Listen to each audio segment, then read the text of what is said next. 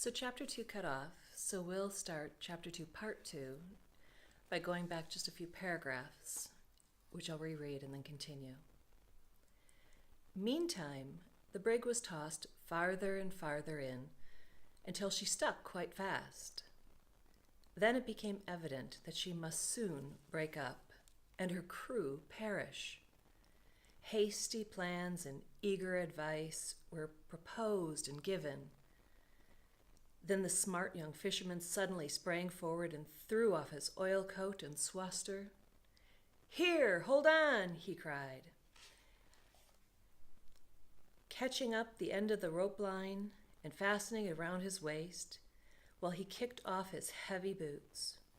"You can't do it, Bill," cried some. "Too far to swim," cried others. "The sea'll knock the life out of you," cried Grinder, "after you're clear of the sand." Despite these warnings, the brave young fellow dashed into the foam and plunged straight into the first mighty breaker that towered over his head. But he was too much excited to act effectively. He failed to time his plunge well. The wave fell upon him with a roar and crushed him down. In a few seconds, he was dragged ashore almost insensible. Example, whether good or bad, is infectious. Another strapping young fellow, stirred to emulation, ran forward and seizing the rope, tied it around his own waist while he helped poor Bill up the beach and seated him on a sandbank. The second youth was more powerful than the first and cooler. He made a better attempt, but only got past the first wave. When his comrades, seeing that he was exhausted, drew him back, then a third, more broad, burly youth came forward.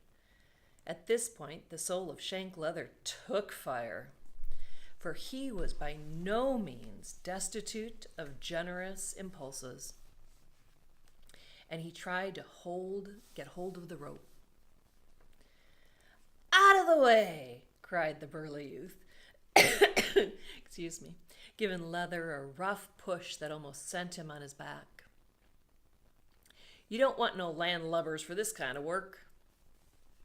Up to this point, Charlie Brooke, although burning with eager desire to take some active part in the rescue, had restrained himself and held back, believing with characteristic modesty that the fishermen knew far better than he did how to face the sea and use their appliances.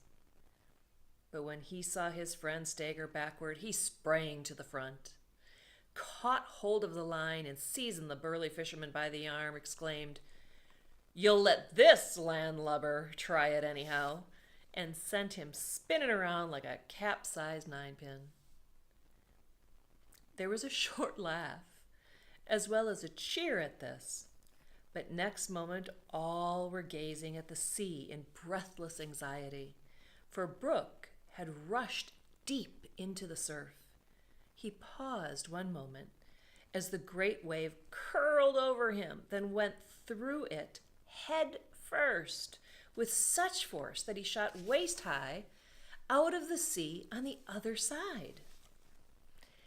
His exceptional swimming powers now served him well, for his otter-like rapidity of action enabled him to avoid the crushing billows, either by diving through them at the right moment or holding back until they fell and left him only the mad swirling foam of the sea to contend with. This last was bad enough, but here his great muscular strength and his inexhaustible caloric, with his cork-like power of flotation, enabled him to hold his own without exhaustion until another opportunity of piercing an unbroken wave offered. Thus, he gradually forced his way through and beyond the worst breakers, which are always the nearest to the shore. Did you know that? Had anyone been close to him, and able calmly to watch his movements. It would have been seen that, great as were the youth's powers, he did not waste them in useless battling with a force against which no man could effectively contend. Very smart.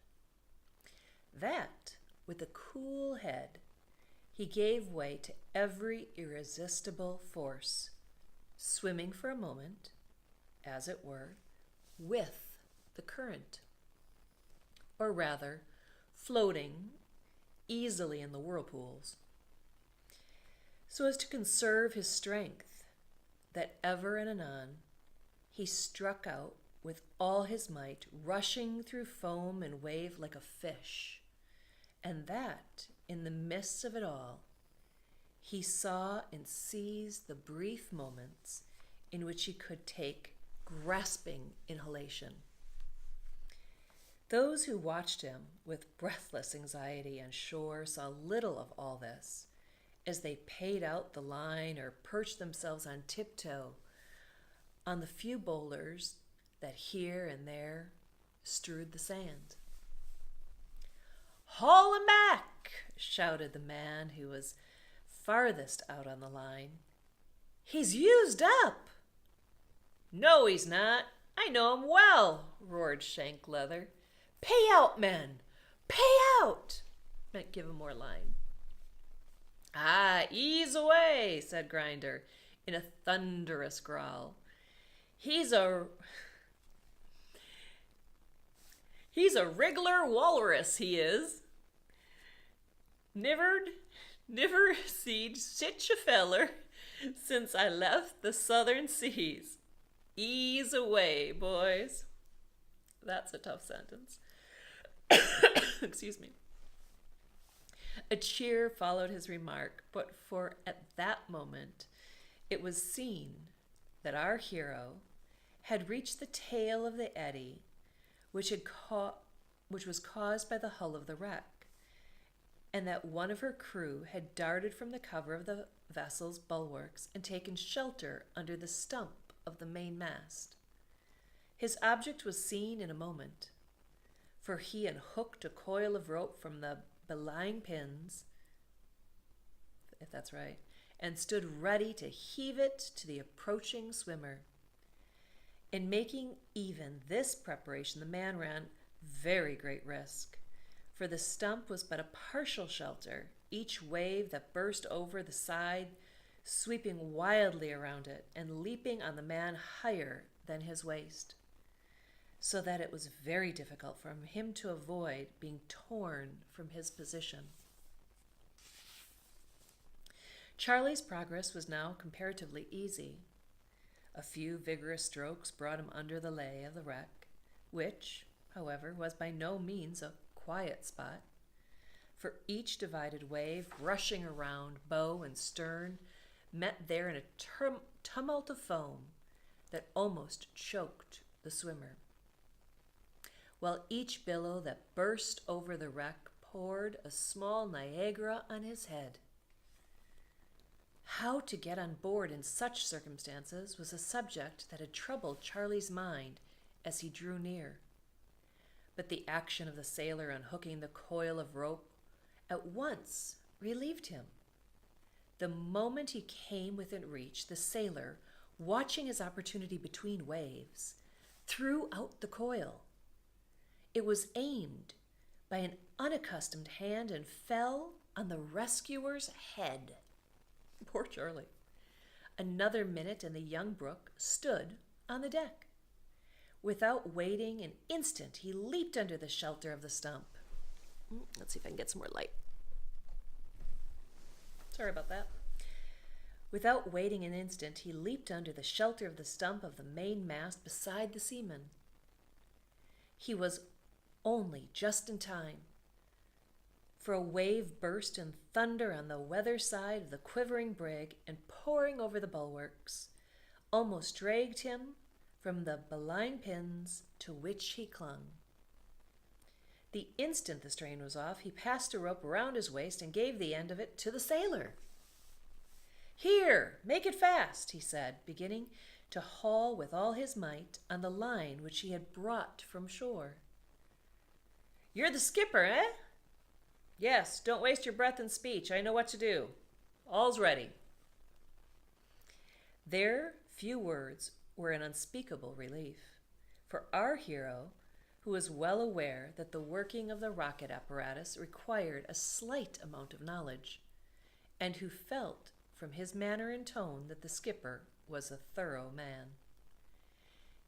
He glanced upward as he hauled in the line, assisted by his companion, and saw that a stout rope with 2 loops on it had been fixed to the stump of the mast, just as he noted with this satisfaction a large block with a thin line rove through it emerged from the boiling sea. It had been attached by the men on the shore to the rocket line, which Charlie had been hauling out with so much energy. Its name was indicated by the skipper. "Here comes the whip," he cried, catching hold of the block when it reached him. "Hold me up, lad, while I make it fast to them loops." While Charlie obeyed, he saw that by fixing the tail lines of the block quickly to the loops prepared for them, instead of winding them around the mast, a difficult process in such a sea. Much time, therefore, was saved. "There, our part of the job is all done now," said the skipper, pulling off his swester. Swester, again, is kind of like a fisherman's rain hat, I'm pretty sure, as he spoke and holding it up as a signal to the men on shore. Meanwhile, those to whom he signaled had been watching every movement with intense eagerness, and with the expressions of the men whose gaze has to penetrate with difficulty through the haze of the blinding spray. That storm was so fierce. "They've got the block now," cried one man. "Does that young feller know about fixin' of it?" asked another. "Clap a stopper on your mugs. They're a fixin' of it now," said old Grinder. "There's a signal. Haul away, lads." We must explain here that the whip above mentioned was a double or endless line passing through the block, which had been hauled out to the wreck by our hero. By means of this whip, one end of the stout cable was sent off to the wreck, and on this cable, a sling life buoy was slung to a pulley and also run out to the wreck. The working of the apparatus, though, was simple enough to seamen, would entail a complicated, perhaps incomprehensible description to landmen. We therefore pass it by with the remark that, connection with the shore having been established, and the sling life buoy, or a life-saving machine, run out, the crew received it, with what was meant for a hearty cheer, but with exhaustion modified to a feeble shout. "Now, lads," cried the skipper to his men, "look sharp! Let out the passengers!" "What? Passengers?" exclaimed Charlie Brooke in surprise. "Aye, my wife and little girl, 2 women and an old gentleman. You don't suppose I'd keep 'em on deck to be washed overboard?" As he spoke, 2 of the men opened the doors of the companion hatch and caught hold of a little girl of about 5 years old, who was handed up by a woman. "Stay! Keep her under till I get hold of her," cried the skipper. As he was passing from the mast to the companion, a heavy sea burst over the bulwarks and swept him into the scuppers. The same wave wrenched the child from the grasp of the man who held it and carried it right overboard. Like an eel, rather than a man, Charlie cleft the sea close behind her, caught her by the skirt, and bore her to the surface, when a few strokes of his free arm brought him close under the lay of the wreck, just in time to prevent the agonized father from leaping after his child. There was terrible suspense for a few minutes, At one moment our hero, with his burden held high aloft, was far down in the hollow of the watery turmoil, with the black hull like a great wall rising above him, while the skipper in the main chains, pale as death but sternly silent, held on with his left hand and reached down with the right, every finger rigid and ready. Next moment, a waterspout, so to speak, bore the rescuer upward on its crest, but not near enough. They went downward again. Once more the leaping water surged upwards, and the skipper's strong hand closed his grip of death on the dress, and the child was safe, while its rescuer, Charlie, sank far from it. "Help him!" shouted the skipper as he staggered to the shelter of the companion. But Charlie required no help. A loose rope hanging over the side caught his eye. He seized it and was on deck again in a few seconds. A minute later, and he was down in the cabin. There, terror-stricken, sat the skipper's wife, never venturing to move because she had been told to remain till called. Happily, she knew nothing of the incident that just happened. Can you imagine if she knew her little girl went overboard in a storm? Oh my gosh, she would have been out of her mind, insane. I would have been. Beside her sat the other woman, and near to them a stern old gentleman who, with compressed lips, quietly awaited orders. "Come quick," said Charlie, grasping by the arm one of the women. It was the skipper's wife. She jumped up right willingly and went on deck. There she found her child already in the life buoy, and was instantly lifted in beside it by her husband, who looked hastily around. "Come here, Dick," he said to a little cabin boy who clung to a stanchion, a rope, nearby. "Get in." The boy looked surprised and drew back. "Get in, I say," repeated the skipper sternly. "There's more women, sir," said the little boy, still holding back. "True, brave lad, but you're wanting to help these from getting washed out. I'm too heavy, you know." So apparently they needed someone to go in to kind of like use the rope to pull them back to shore, and that little boy had to do it for the mom and the little girl. The boy hesitated no longer, neither would you have. He squeezed himself into the machine beside the woman and child. Then up at arm's length went the skipper's swester as a signal that all was ready, and the fishermen began to haul the life buoy to shore. And that little cabin boy was holding probably dear to that mom and that girl. It was an awful trip.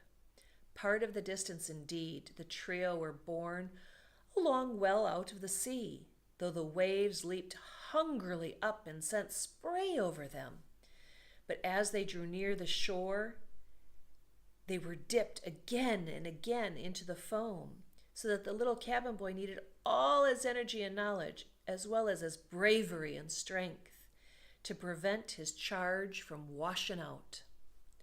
Amid ringing cheers from the fishermen and a treble echo from the women behind the wall, they were at last safely landed.